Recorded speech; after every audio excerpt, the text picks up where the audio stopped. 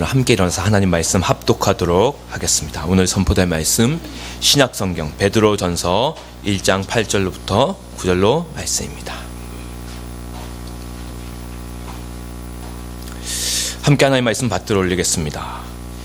예수를 너희가 보지 못하였으나 사랑한도다. 이제도 보지 못하나 믿고 말할 수 없는 영광스러운 즐거움으로 기뻐하니 믿음의 결국 곧 영혼의 구원을 받음이라. 아멘. 자리에 착석해 주십시오. 믿음과 소망이 낳는 현재의 삶이란 제목으로 하나님 말씀 선포가 있겠습니다. 사람은 시간의 축을 따라서 살아가는 존재입니다. 그래서 우리 의식 속에는 과거도 있고 또 미래도 있지만 실제로 우리가 몸으로 살아가는 삶은 현재인 것입니다. 물론 우리의 현재란 것도 과거로부터 자라나온 것이고 또한 이 현재는 미래를 향해서 끊임없이 움직여 가기 때문에 과거와 미래가 없는 현재란 또 있을 수가 없지요. 하지만 그럼에도 불구하고 우리네 삶은 불가피하게 현재적입니다. 왜냐하면 우리가 현재를 살아가듯 과거와 미래를 그렇게 살아갈 수는 없기 때문이죠. 그래서 어떤 면에서 우리의 과거란 또 우리의 미래란 엄밀히 말해서 우리의 현재를 해명하고 또 그 현재의 의미를 부여하려는 어떤 의식 활동의 결과물일지도 모르겠습니다. 즉 과거와 미래는 모두 우리가 현재의 삶을 보다 충실하고 또 의미 있게 살아가도록 해주는 역할을 수행한다, 이렇게 말할 수도 있는 것이지요. 이처럼 인간의 삶에 있어서 현재가 가지는 의미는 매우 크고 중요합니다. 그런데 안타깝게도 많은 경우에 기독교인들이 이해하는 그 복음에서 현재의 의미가 제대로 규명되지 못한 채 마치 회색지대처럼 남아있는 경우가 있음을 봅니다. 아까 말씀드린 것처럼 우리는 현재라는 시간을 살아갈 수밖에 없는데 성도들이 믿고 있는 복음은 이 중요한 현재를 똑부러지게 해명하지 못하는 경우가 많다는 것이에요. 그 결과로 그리스도의 십자가라는 과거가 우리 그리스도인의 삶의 기초다, 이렇게 믿고 살아가죠. 또한 영원한 하늘나라라는 그 미래가 우리의 궁극적인 소망이고 희망이다, 이렇게 믿고 살아가지만 그 과거에서부터 자라나온 지금의 이 현재, 그리고 그 희망으로 이어져야 할 이 현재의 삶은 마치 이렇게 다른 조각에서 가져온 퍼즐 조각처럼 영 맞지가 않고 설 자리를 제대로 찾지 못하는 경우가 있다는 거예요. 그래서 나는 그리스도 안에서 이미 구원받은 자야 라는 구원의 확신만을 가지고 살아가거나 장차 예수님 다시 오시면 내가 영원한 하나님의 나라에 들어갈 거야 라는 소망으로 살아가는데, 정작 구원 이후 천국 이전의 이 삶, 현재의 삶이라고 할 수 있겠죠. 이 삶이 제대로 그 의미가 드러나지 않는 경우가 있다는 것이지요. 그러면 과연 성경이 말하는 복음이 그런 것일까요? 성경이 말하는 복음 속에서 구원받은 이후와 그리고 영원한 하늘나라 이전의 이 삶이란 것이 원래 이렇게 어색하도록 설계되어 있거나 계획되어 있을까요? 또 현재의 삶을 제대로 해명해내지 못하는 복음이 과연 계속해서 복음으로 느껴질 수 있을까요? 우리를 기다리고 있는 미래가 오늘 우리의 현재와 별로 관련이 없다면 그 복음은 또 과연 얼마나 말이 되는 복음일까요? 자, 이런 질문들에 대해서 우리가 분명한 답을 얻으려 한다면 하나님의 은혜로 믿는 자에게 주어지는 그 구원의 선물이 어떤 것인지를 정확히 이해할 필요가 있습니다. 왜냐하면 기독교의 복음이란 기본적으로 구원을 약속하고 있기 때문입니다. 그래서 구원은 기독교 신앙의 궁극적인 목표이기 때문입니다. 누가 뭐래도 예수 왜 믿냐? 그러면 구원 때문에 믿는 겁니다. 맞습니까?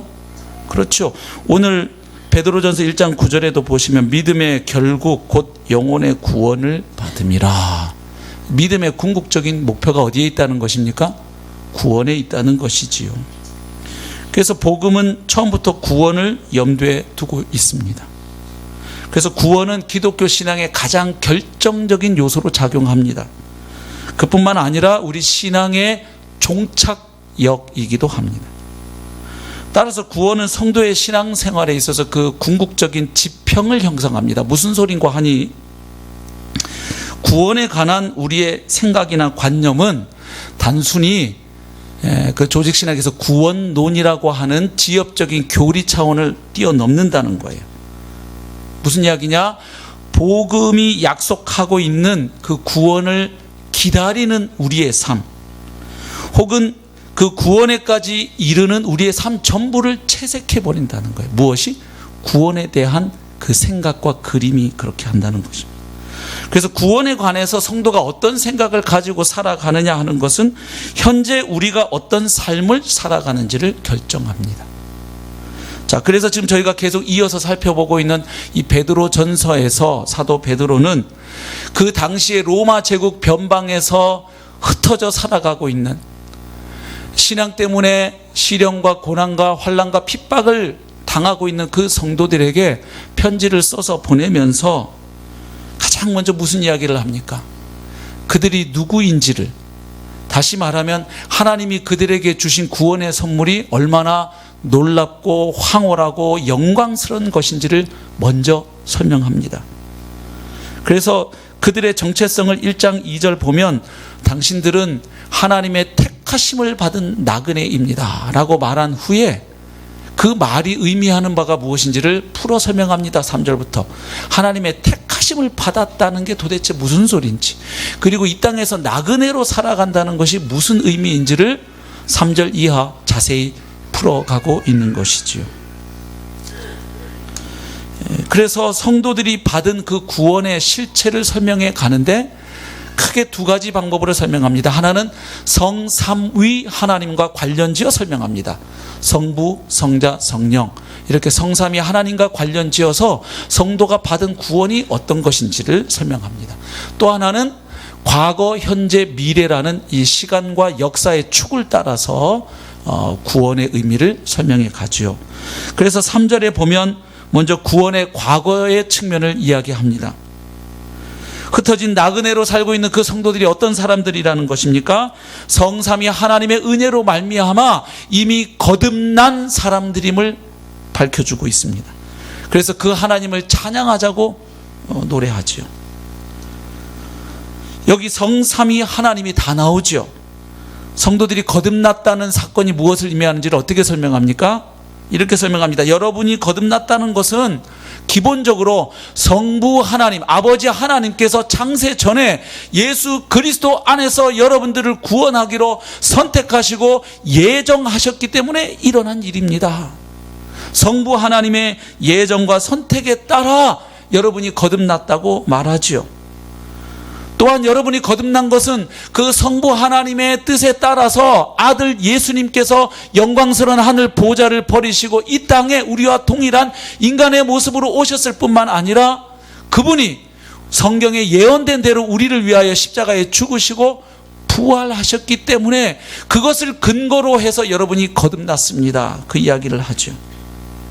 그 아들 예수님의 순종으로 말미암아 여러분들이 거듭날 수 있게 되었습니다. 그리고 또 무슨 이야기를 합니까?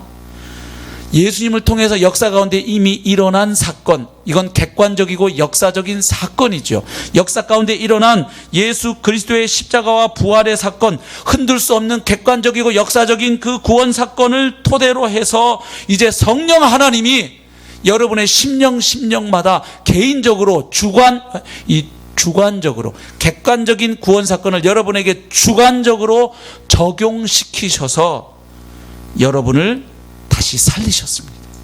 여러분을 거듭나게 하셨습니다. 영적 생명으로, 하나님의 생명으로 여러분을 다시 살리신 것입니다. 그러므로 여러분이 거듭났다는 것은 성부 하나님, 성자 예수님, 성령 하나님, 이 성삼위 하나님이 함께 역사하심으로 일어난 놀라운 구원 사건인 것입니다. 그렇게 말해주는 것이죠. 그래서 이 사건은 여러분에게 이미 일어난 과거의 사건임을 말해줍니다. 여러분은 이미 하나님의 은혜로 거듭났기에 이 세상에서 나그네로, 하늘을 향해 가는 나그네로 이 땅을 살아가고 있습니다. 이 구원의 과거의 측면을 이야기해 주었습니다. 그리고 계속 이야기가 이어지죠. 어떻게 이어집니까? 여러분은 거듭난 성도인데 여러분의 그 거듭남이라는 사건은 그냥 한번 태어난 걸로 끝나는 그런 사건이 아닙니다. 거듭남의 결과로 인해서 여러분 속에 날마다 순간마다 지속적으로 살아있는 것이 있는데 그것이 바로 소망이라는 것입니다. 다시 말해서 거듭남으로 인해서 성도 안에 심겨진 이 영적 생명, 하나님께 속한 그 생명은 반드시 살아있는 소망을 가져온다는 것이. 그러니까 거듭남으로 끝나는 게 아니라 거듭난 사람은 하나님의 생명으로 거듭났기 때문에 그 생명이 역사한다는 거예요. 그래서 이제 이 시작된 구원이 완성될 그 미래를 소망하게 만든다는 것이. 근데 그 소망의 내용이 무엇입니까? 썩지 않고 더럽지 않고 쇠하지 아니하는 영원한 기업, 성도들이 장차 물려받을 그 영원한 하나님 나라의 유업에 대한 소망인 것입니다. 이렇게 말해요. 다시 말하면 여러분에게는 최종적인 구원의 성취가 아직 남아 있습니다. 더 큰 영광, 더 큰 은혜가 아직 남아 있습니다. 여러분을 기다리고 있습니다. 그래서 하나님의 은혜로 거듭난 사람은 이제 남아있는 그 구원의 성취를 소망하면서 이 땅을 살아가는 것입니다. 그래서 신앙의 본질은 기본적으로 종말론적이고 미래적임을 말해줘요. 신앙이란 본디 소망하고 바라는 것이죠. 그걸 강조합니다. 다만 그 소망은 하나님이 바라게 하신 것을 바라는 것이기에 이 세상 사람들이 그저 막연하게 무엇인가를 희망하고 바라고 소망하는 그 소망과는 본질을 달리한다고 이야기합니다. 그래서 그 소망을 어떻게 표현하느냐? 산소망이라고 얘기해요. 시큰 소망했는데 올림픽에 참가하는 선수들이 얼마나 희망했겠어요.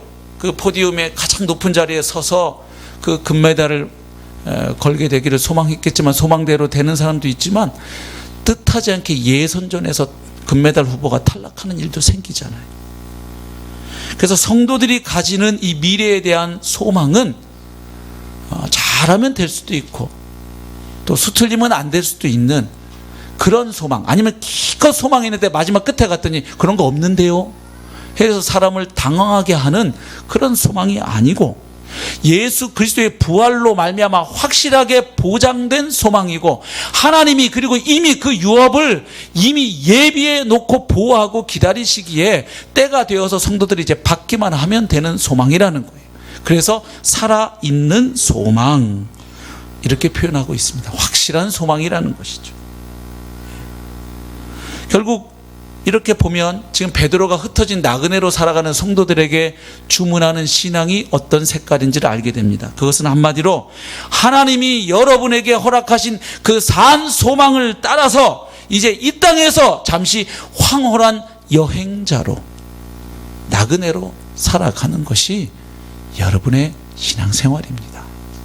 이 땅에 그렇게 이 땅이 전부인 것처럼 집착하고 욕심 부릴 것 없이, 그리고 이게 끝나면 다 끝나는 것처럼 그렇게 사는 것이 아니라 여러분을 기다리고 있고 지금도 예비되어서 하나님의 보호 가운데 보관되고 있는 그 유업을 소망하며 이 땅을 나그네로, 순례자로, 황홀한 여행자로 살아가는 것이 여러분의 삶입니다.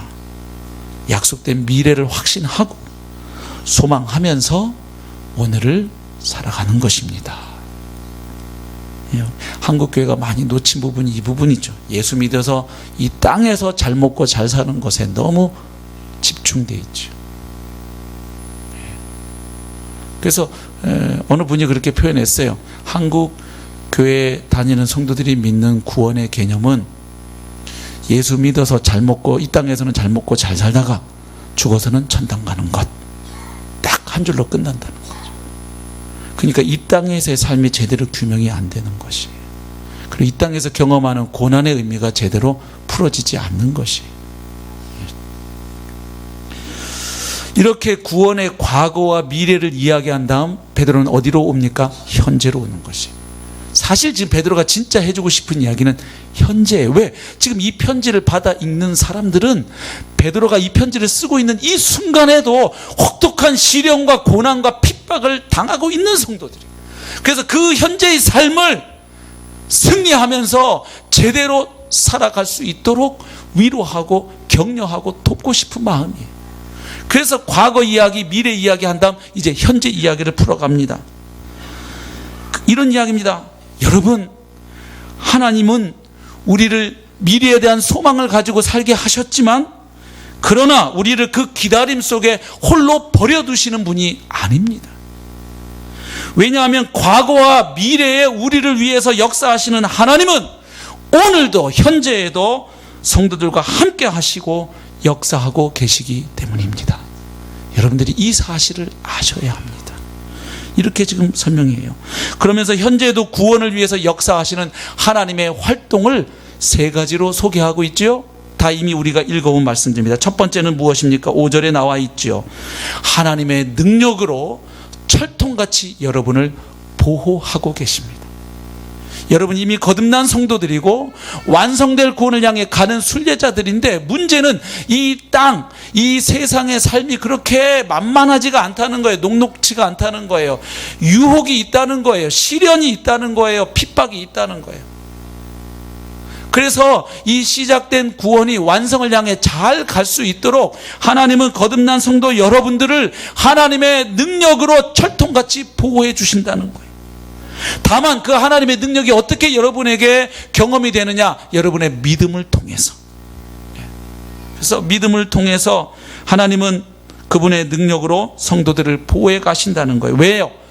성도들은 이미 구원받아 하늘 백성이 되었지만 몸을 가지고 사는 이 세상은 아직 사단이 활동하고 있고 죄와 악과 고난이 실존하고 있는 세상이기 때문에 그래서 세상에 유혹이 있고 원수 사단의 미혹이 있다 이 말이에요. 그래서 이 썩어가고 더럽고 허무한 세상을 살아가는 성도들을 그 세속의 오염으로부터 교회를 성도들을 하나님은 보호해 주신다는 이야기. 그래서 세상과 다른 그리스도의 길을 그 좁은 길을 끝까지 잘 갈 수 있도록 하나님은 지켜주신다. 여러분을 보호하고 계십니다. 여러분이 이걸 알고 그 나그네 길을 잘 걸어가시기 바랍니다. 지금 이렇게 말하는 것이죠. 그리고 6절 7절에 두 번째 현재적 구원의 모습을 이야기합니다. 여러분이 이미 구원받았음에도 불구하고 하나님의 자녀로 다시 태어났음에도 불구하고 여러분의 삶에는 고난과 시련이 있습니다. 왜일까요? 이야기를 하는 거예요. 하나님이 여러분을 버렸기 때문일까요? 하나님이 능력이 부족해서일까요? 그게 아니란 이야기를 해요. 성도들은 이 땅에서 이미 하늘나라 안으로 들어온 자들이기 때문에 소속이 달라졌어요. 하늘 백성이 되어가지고 이 땅을 살아가는 동안 이제 이 정체성과 믿음으로 인한 시련과 고난과 핍박이 있다는 거예요. 이 세상 모든 사람들이 당하는 그런 고난에도 노출되어 있고요. 질병이라든지 각종 사고라든지 자연재해라든지 그에 더하여 그리스도인들에게는 신앙 때문에 그리스도인이기 때문에 받는 고난이 있다는 거예요. 근데 그 고난의 의미가 있다는 거예요. 그것은 연단이라는 거죠. 마치 돌에 금이 있는데 그 돌을 풀무불에 뜨거운 불에 넣어서 녹여낼 때 그 불순물들이 제거되고 그 금이 추출되는 것처럼 우리 성도들의 믿음에도 여러 가지 불순물들이 끼어 있다는 거예요. 순전치 못한 동기로 예수님을 믿는다든지 예수를 이용해서 내가 어떻게 해보려고 한다든지 이게 예수님을 믿어도 여러 가지 그리고 조금 예수님이 내가 원하는 대로 좀 해거리면서 할렐루야 했다가 조금만 내가 원하는 대로 안 되면 그대로 예수님 들이받을 만반의 준비를 하고 있는 우리의 신앙을 하나님은 아시기에 마지막 주님 오시는 그날에 그분 앞에서 칭찬과 영광과 존귀를 얻는 믿음으로 드러날 수 있도록 그 믿음의 연단을 통해서 우리의 믿음을 다듬어 가신다는 거예요. 그래서 불순물들을 제거해 가시고, 그리고 우리가 주님을 향한 그 믿음이 진짜 믿음인지를 검증하고 확인해 가는 그 시련과 연단이 있음을 말해주죠. 그래서 여러분의 그 믿음이 참된 믿음, 진짜 믿음임이 검증되고 확증될 때 여러분을 기다리고 있는 것은 바로 그 주님의 칭찬과 영광과 존귀입니다. 그래서 여러분의 그 시련은 바로 그것을 위한 것이므로 이걸 잘 깨닫고 기뻐하면서 그 시련의 터널을 통과할 수 있기 바랍니다. 이렇게 말해주고 있는 것이죠. 그 연단에는 목적이 있습니다. 여러분이 신랑이신 예수님 다시 만나는 날 그분으로부터 칭찬과 영광과 존귀를 얻게 하기 위한 시련이므로 이것을 여러분들이 정말로 깨닫고 믿게 된다면 여러분은 시련 속에서도 기뻐할 수 있습니다. 그 이야기를 하죠. 그리고 이제 세 번째 이야기를 합니다. 사랑과 기쁨 이야기를 해요. 이렇게 시련의 의미를 알고 믿음으로 소망으로 살아가는 사람은 주님과 사랑의 관계를 맺게 된다는 거예요. 그 주님과의 인격적인 교제가 가능해진다는 거예요.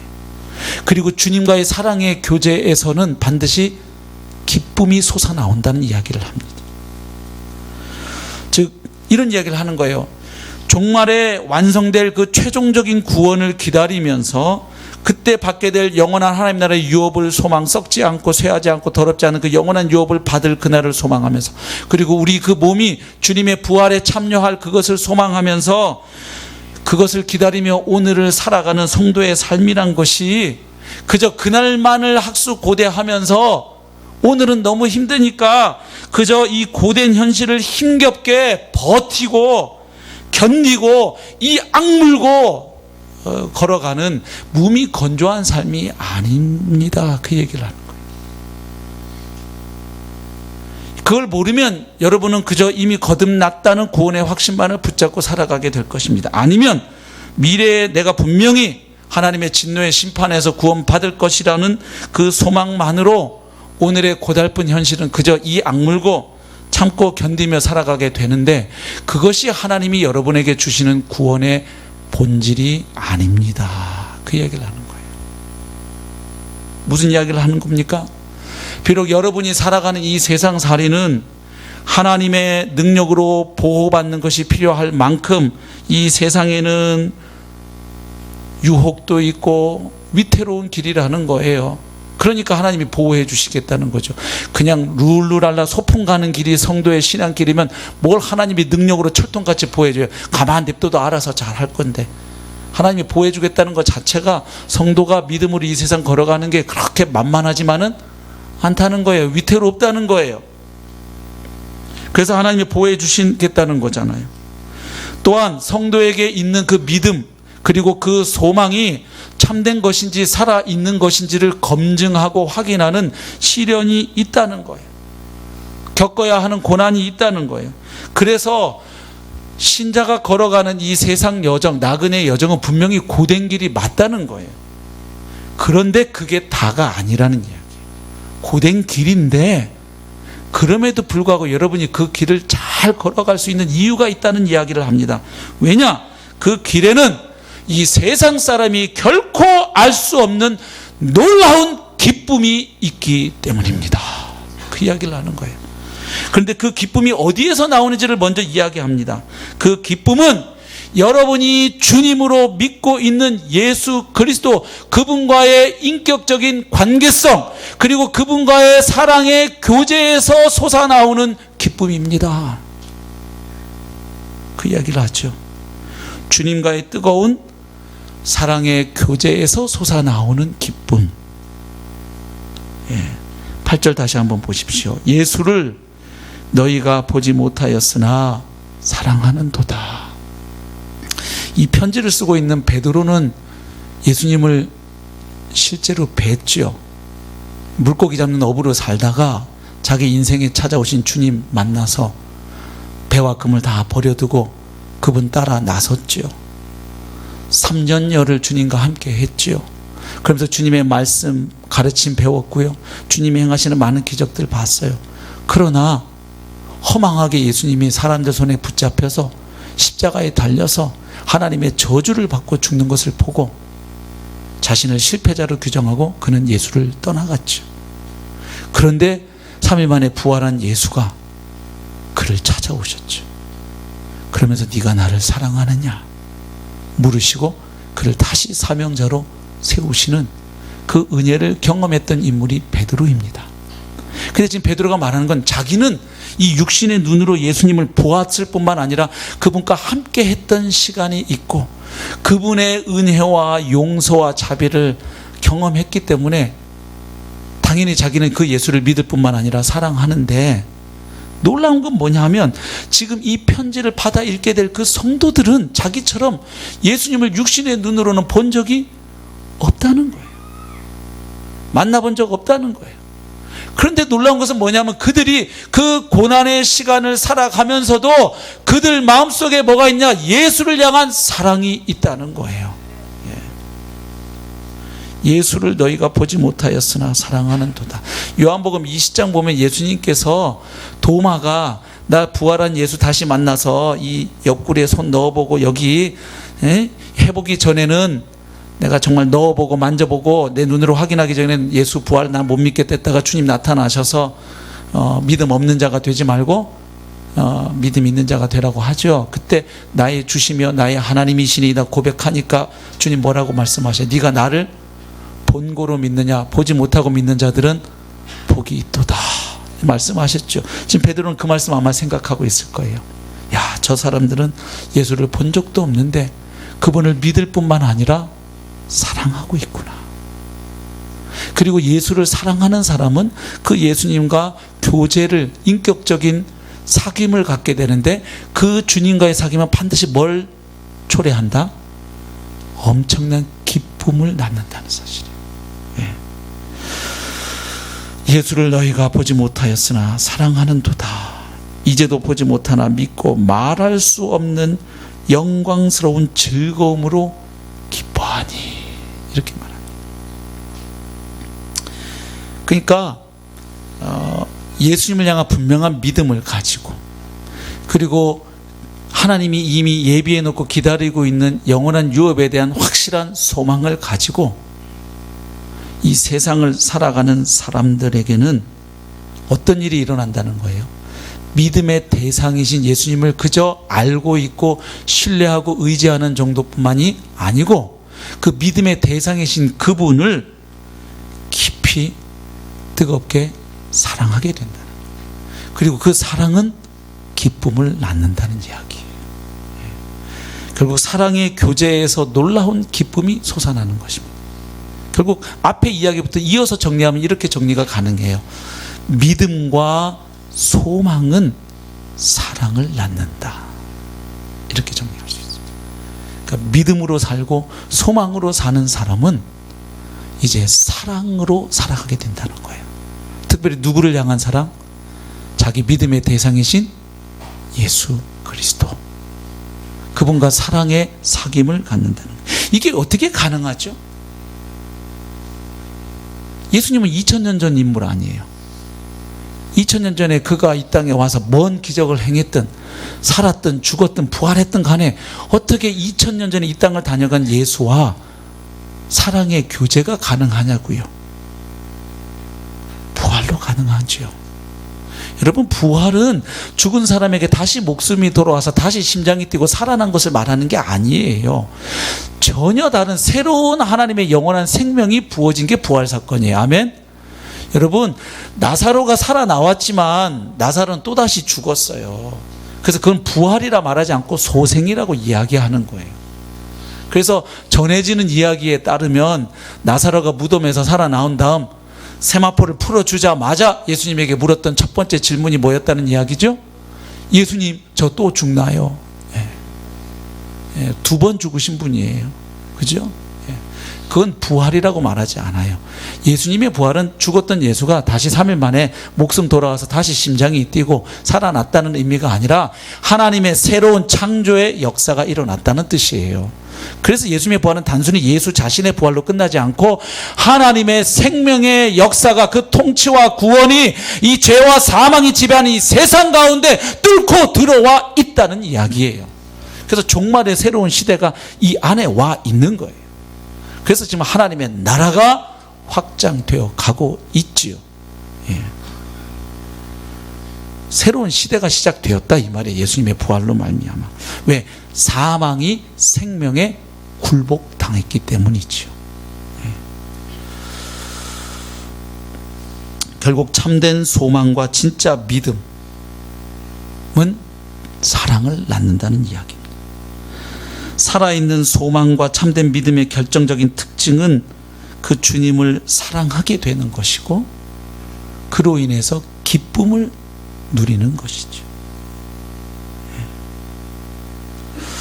그러니까 우리가 믿는 예수님은 단지 2000년 전에 이 땅을 다녀간 예수를 믿는 게 아닙니다.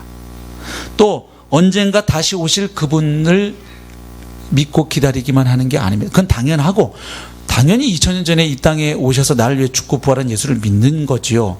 그리고 이제 곧 다시 오실 예수님을 믿는 거죠. 근데 그게 다가 아니라는 이야기, 그게 틀렸다는 이야기가 아니고, 무슨 이야기를 오늘 본문은 하고 있냐면, 과거에 이 땅에 다녀가신 예수님을 믿는 사람, 그리고 다시 오실 예수님을 믿고 기다리고 소망하는 사람은 현재에도 그분과 사랑의 교제 가운데, 그리고 그로 인한 큰 기쁨 가운데 이 세상을 순례자로 살아간다는 이야기입니다. 예. 오늘도 신자와 함께 하시는 주님과 인격적인 관계를 맺고 매일 그분과 사귐을 누리는 것이 신자의 신앙생활이라는 거예요. 예. 그래서 그 사랑의 교제는 이 땅에서 성도가 누릴 수 있는 최고의 기쁨이라는 거예요. 그래서 그 기쁨을 두 가지 표현을 통해서 묘사하고 있어요. 그 기쁨을 어떻게 묘사합니까? 첫 번째는 말로 다 표현할 수 없는 기쁨이다, 이렇게 표현해요. 본문을 보십시오. 말할 수 없는 영광스러운 즐거움으로 기뻐하니. 첫 번째 어떤 기쁨으로 묘사하냐면 말할 수 없는 기쁨이다, 말로 다 표현할 수 없는 기쁨이다, 이렇게 말합니다. 무슨 뜻일까요? 인간의 언어로 표현할 수 있는 그 범위를 벗어나는 기쁨이란 이야기죠. 그 기쁨의 실체는 경험했는데 그걸 말로, 인간의 언어로 다 묘사하거나 풀어 설명하기가 어렵다는 거예요. 사실 인간 세상에서도 너무 큰 기쁨을 경험하면 그 말로 잘, 혹은 표정으로 잘 나타내지 못하는 경우가 있지요. 예, 뭐 윤성빈 선수도 금메달 따고 약간 표정이 시큰둥해가지고 이렇게 별로 안 기뻤어요. 어느 기자가 물으니까 뭔 소리예요? 제가 얼마나 기뻤는데요. 뭐 이렇게 말했다고 하던데, 그죠? 예. 그런데 그런 금메달 따는 기쁨하고도 비교가 안 되는 기쁨이라는 거예요. 무엇이? 주님과 교제하는 기쁨. 예. 그러니까 이 인간 세상에서 우리가 그동안 경험해왔던 기쁨이 아니니까 묘사를 못하는 거예요. 야, 그거 있잖아. 왜 대학에 수석으로 합격했을 때 맛보는 그 기쁨, 아니면 마침내 내가 그토록 원했던 사람이랑 결혼하게 된 그날의 기쁨이 있잖아. 로또 복권 1000만 원짜리 당첨됐을 때 우리 왜 그때 기쁨이 있었지. 그거하고 이렇게 뭔가 말할 수가 없다는 거예요. 이 세상에서 경험해 왔거나 경험할 수 있는 기쁨과 질을 달리하기에 이걸 말로 표현하기가 어렵다, 그 기쁨이란 것이. 지금 그 말이죠. 많은 하나님의 백성들이 하나님의 현존 앞에 섰을 때 이런 현상이 일어났어요. 가장 대표적인 것, 이사야 6장에서 한번 보죠. 거기 이사야가 성전에서 하나님의 영광을 딱 목도하고 나니까 말을 잃어버려요. 네. 한번 보죠. 이사야 6장 1절부터 봅니다. 우시야 왕이 죽던 해에 내가 본즉 주께서 높이 들린 보좌에 앉으셨는데 그의 옷자락은 성전에 가득하였고 스랍들이 모시고 섰는데 각기 6날개가 있어 그 둘로는 자기의 얼굴을 가리었고 그 둘로는 자기의 발을 가리었고 그 둘로는 날며 서로 불러 이르되 거룩하다 거룩하다 거룩하다 만군의 여호와여 그의 영광이 온 땅에 충만하도다 하더라. 이같이 화답하는 자의 소리로 말미암아 문지방의 터가 요동하며 성전의 연기가 충만한 그 하나님의 임재의 상징 그 쉐키나 그 영광이 충만한 거예요. 그때 내가 말하되 화로다 나여 망하게 되었도다.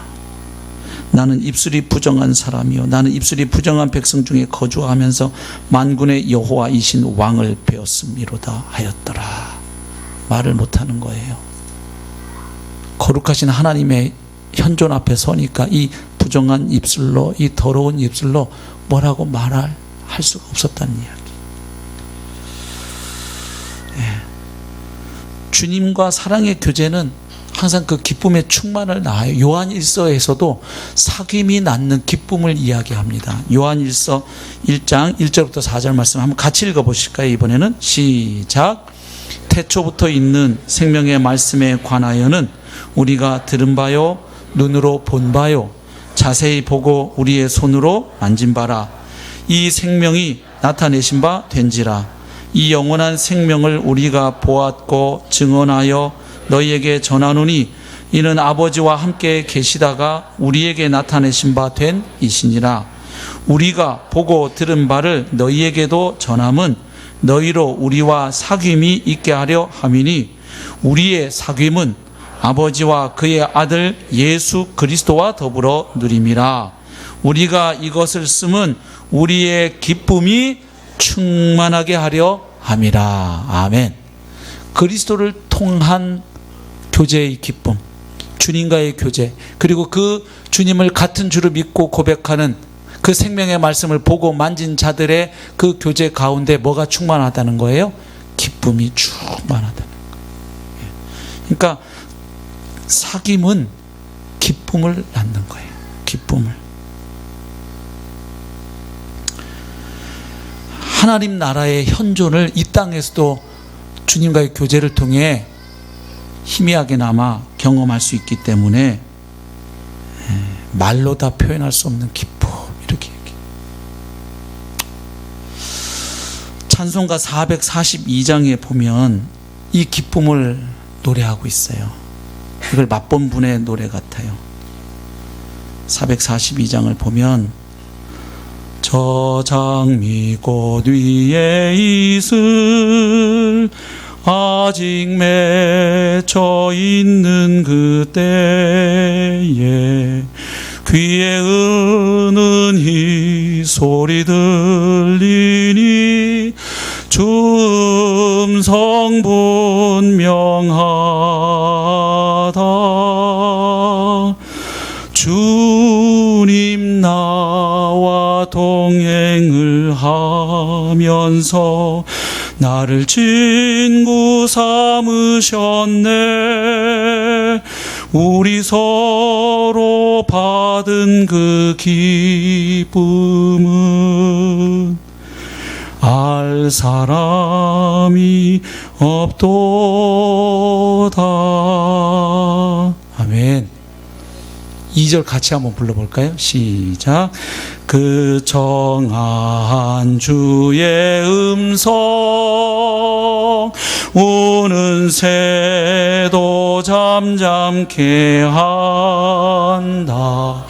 내게 들리던 주의 음성이 늘 귀에 쟁쟁하다.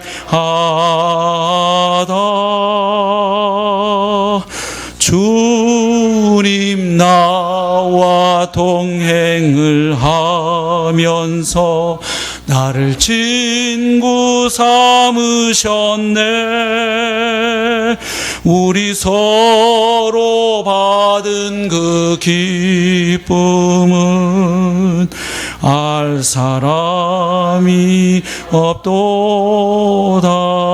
3절 밤 깊도록 동산 안에 주와 함께 있으려 하나. 괴로운 세상에 할 일 많아서 날 가라 명하신다.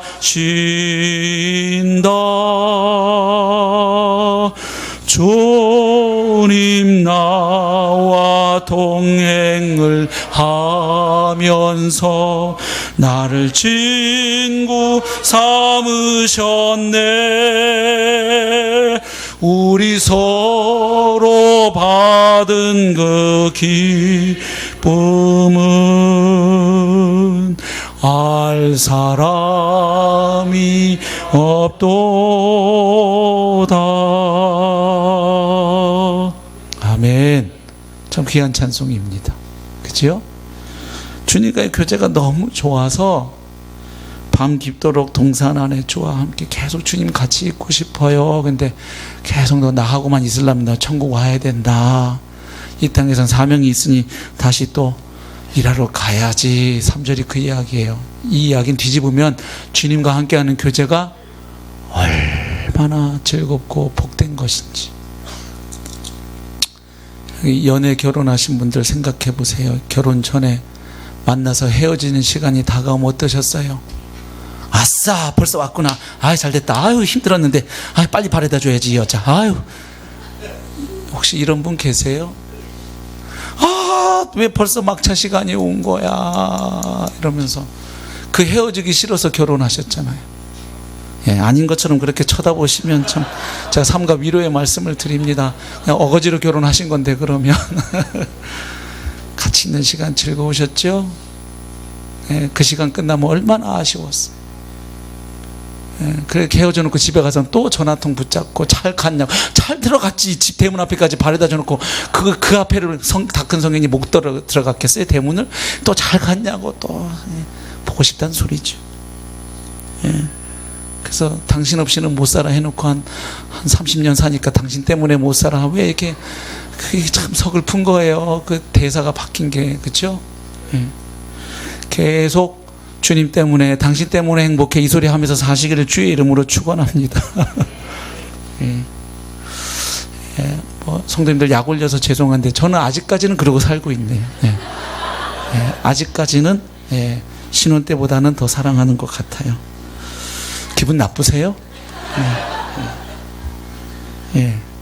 아, 물론 신혼 때처럼 짜릿하진 않은 것 같아요. 이 손을 잡아도 내 손인지 저쪽 손인지 잘 모르겠어요. 요즘은 예, 자다가 이렇게 다리가 더 얹어져도 이게 내 다리인지 저쪽 다리인지 잘 모르겠고, 그러나 이렇게 보면 애틋하지요. 고맙지요. 그리고 주님 앞에서 천국을 향해 같이 달려가는 길동무인 아내가 얼마나 소중합니까? 둘도 없이 고맙잖아요. 우리 서로 받은 그 기쁨은 알 사람이 없도다. 아멘이죠. 두 번째 그 기쁨을 영광스럽게 된 기쁨이라고 얘기해요. 완료 분사형이에요. 헬라어로 보면. 그러니까 영광은 기본적으로 하나님과 관련이 있는 단어죠. 나중에 영광스러운 하나님과 함께 할 때 우리는 그 영광의 실체를 다 알게 될 거예요. 아멘. 그런데 이미 영광스럽게 된 기쁨이라는 건 뭐냐면 나중에 영원한 하나님과 함께한 하나님의 나라에서 그 하나님의 존전 앞에서 우리가 깨닫고 누릴 그 영광인데, 이 땅에서 그 주님과 교제하면서 기쁨을 누리는 사람은 나중에 영원한 하나님의 존전 앞에서 누리고 느낄 그 영광스럽게 된 기쁨을 이 땅에 사는 동안도 맛볼 수 있다는 이야기예요.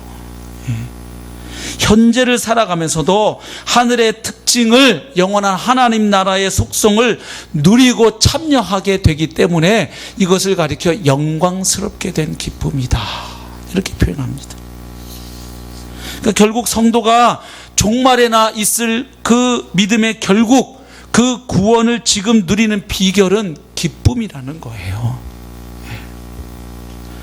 그래서 9절에 보시면 이렇게 주님과의 교제로 인한 기쁨, 그 즐거움으로 살아가는 사람들이 그 기쁜 이유가 뭐냐 하면 그 사람들은 믿음의 결국 곧 영혼의 구원을 받고 있기 때문이다. 여기 받는다라는 헬라어가 현재 분사형이에요. 그러니까 나중에 받을 것이다가 아니라 나중에 완성될 그 구원인데, 이 땅에서 이렇게 주님과 교제하면서 즐거움으로 살아가는 사람들이 더욱 그 즐거울 수밖에 없는 이유가 뭐냐? 그 구원을 이미 받아가며 누리고 있기 때문이다. 이렇게 말하고 있습니다. 과정이라는 거예요. 그 완성될 구원을 향해 지금 그 과정 중에 있기 때문에 구원을 이미 성도는 누리며 이 땅을 살아간다. 그러니 당연히 기쁠 수밖에, 지금 그 이야기를 하고 있어요. 그리고 여기 영혼의 구원이라는 단어를 또 좀 잘 이해할 필요가 있겠죠. 이게 헬라 철학식으로 영혼과 육체 이분법적으로 나누어 가지고 영혼, 육체와 반대되는 개념으로서의 영혼의 구원을 말하는 게 아니에요. 베드로가 말하는 이 푸시케라는 단어는 히브리적 개념으로 이해해야 돼요. 히브리에서 이 푸시케는 그 단어가 육체 빼고 영혼만 말하는 이 의미가 아니라, 이 영혼이라는 단어로 자아와 인격 전체를 나타내는 거예요. 우리가 한 영혼이 주님께로 돌아왔습니다 할 때 여러분, 그 영혼이 이렇게 빠져나갔고 주님께로 왔, 이게 아니죠. 그 영혼의 생명의 역사를 거듭나서 한 사람이 주님께로 돌아왔다는 이야기죠. 그리고 베드로전서에서 말하는 구원이 이렇게 어느 부분만의 구원을 말하고 있지 않아요. 베드로전서를 읽어 가시면 가실수록 보게 될 거예요. 그래서 결국 이렇게 시련과 고난의 세월을 살아가지만 주님을 사랑하고 사랑하는 주님과 교제를 누리며 사는 사람은 이 세상에 알 수 없는 그 놀라운 하늘의 기쁨을 이 땅에서도 맛보며 살기에, 이미 그는 나중에 완성될 구원이지만 이미 그 구원을 지금 이루어가며 얻어가며 누려가며 산다. 그러니까 시련 속에서도 기뻐할 수밖에 없다. 바로 이것이 황홀한 나그네, 황홀한 여행자의 삶이다. 이렇게 이야기해 주는 거예요. 결국 신자는 시련과 고난 속에서도 기쁨을 누리며 시작된 구원, 장차 완성될 구원, 그런데 지금도 진행되고 있고 누려지는 그 구원 가운데 살아가는 자라는 거예요. 할렐루야. 예.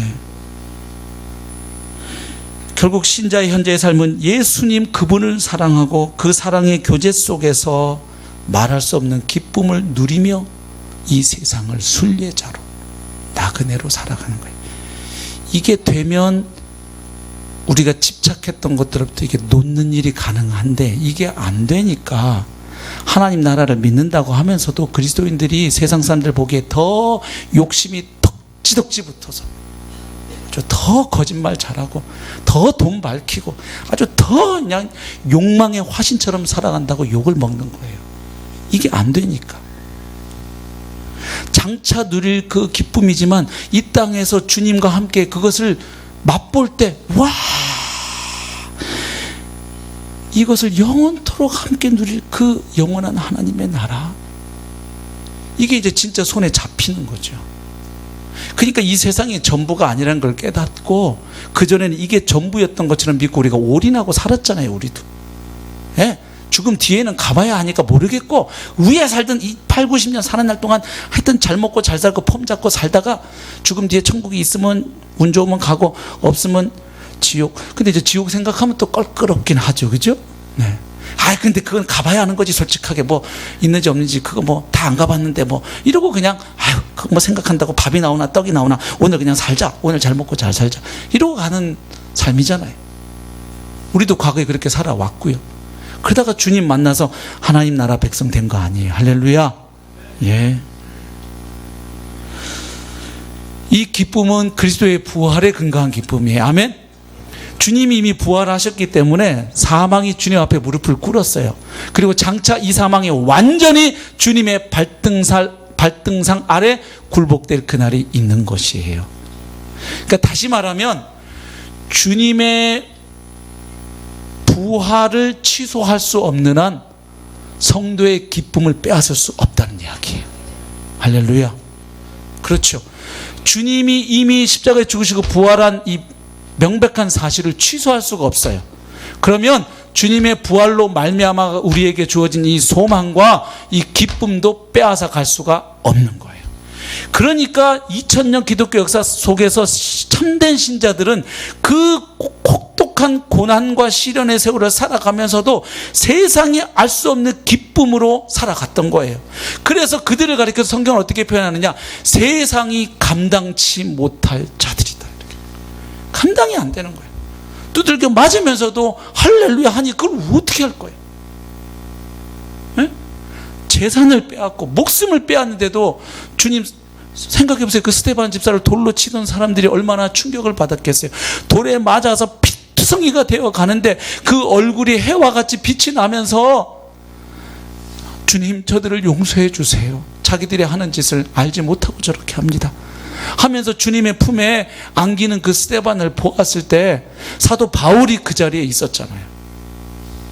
나중에 결국 주님의 사도가 되죠.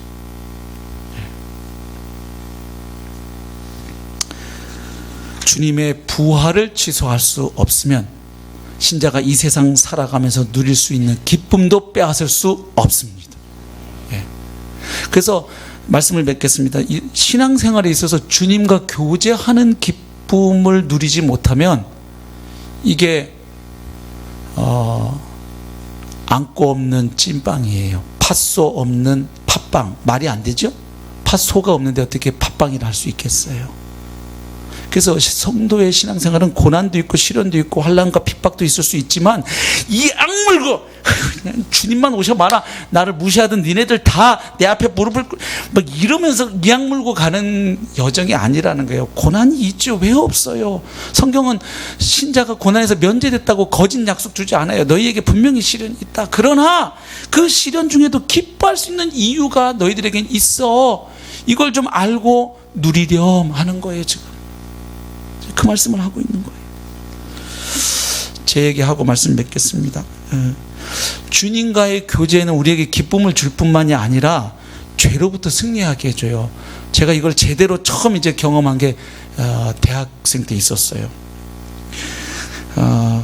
제가 이제 80년대 대학 다니면서 막 그 군사정권 치하에서 막 혼란스러웠잖아요. 그러면서 도대체 내가 믿는 이 복음은 이러한 사회 문제에 대해서는 어떠한 답을 주는가, 그런 철학적 고민도 시작됐고, 또 하나는 도덕적 방황도 저에게 있었어요. 뭐였냐면, 제가 목사들을 하면서 너무 보호받은 환경에서 컸다는 걸 대학 가서 알았어요. 세상에 20살이 되도록 영화관에 가서 2편 보고 온 건 저밖에 없더라고요. 학교에서 단체 관람 가서 콰이강의 다리하고 사운드 오브 뮤직 본 게 제가 본 영화의 전부였어요. 나머지 영화는 다 토요 영화이라고 텔레비로 본 거였어요. 그리고 20살이 되도록 만화방에 한 번 안 가보고 카페에 한 번도 안 가본 놈이 저더라고요. 세상을 갑자기 헛살았다는 생각이 들었어요. 그래서 대학교 2학년 되니까 학교에서 만 20세 성인 됐다고 장미꽃도 한 송이 주고 막 볼펜도 주고, 그러면서 여러분은 이제 성인이 되었습니다. 그러길래 성인이 됐구나, 기쁘도다, 이 성인의 기쁨을 어떻게 누릴까 하다가 못 해본 걸 해야지. 그래가지고 그 성인식 한 날 제가 저 학교 근처에 있는 소극장 가가지고 꿈에도 그리던 에로 영화를 봤어요. 그날 밤 돌아와서 밤잠을 못 잤어요. 가슴이 설레어가지고. 물론 그 영화를 볼 때 아주 소프트한 영화인데도 처음 그런 걸 보니까 제가 막 영화를 보다가 도중에 튀어나가서 화장실 가서 이렇게 하니까, 아유 이거 다 우리 초등학교 3학년 때 본 거야. 이 정도를 가지고 이 자식은 언제 어른 되려고 막 등을 쳐주더라고. 아무튼 저로서는 그날이 처음이어서. 그리고 그 뒤로 어떤 일이 일어날게요? 안 봐도 비디오시죠? 수업만 마치면 소극장을 쫓아가서 그 2편 3편 하는 그 삼류 쓰레기 영화를 보고 앉아 있는 거예요. 학교 근처에 방배예술극장, 조하문 씨가 그때 사장님이었어요. 목사님 되기 전에. 그러다가 또 영등포로 진출했어요. 왜냐하면 제가 탄 버스가 영등포를 지나서 숭실대 앞으로 이렇게 갔거든요. 저는 이제 총신대로 또 넘어가야죠. 숭실대에서. 그 122번 버스였어요. 그때 그 영등포 연흥극장 지나가면 휘황찬란한 간판이, 그때는 간판이 이렇게 있었어요. 그걸 이기려고 막 69절 암성카드 외다가 거기만 가면 안 돼! 막 이러면서 막 아주 영적인 싸움이었어요. 버스 타고 가면서 내 눈을 지켜야 된다, 마음을 지켜야 된다. 근데 이게 한번 물꼬를 텄더니 그 다음날부터 이제 수업만 마치면 가는 거예요. 그 칙칙한 소극장 분위기 아시죠? 그 막 냄새도 고약하고요.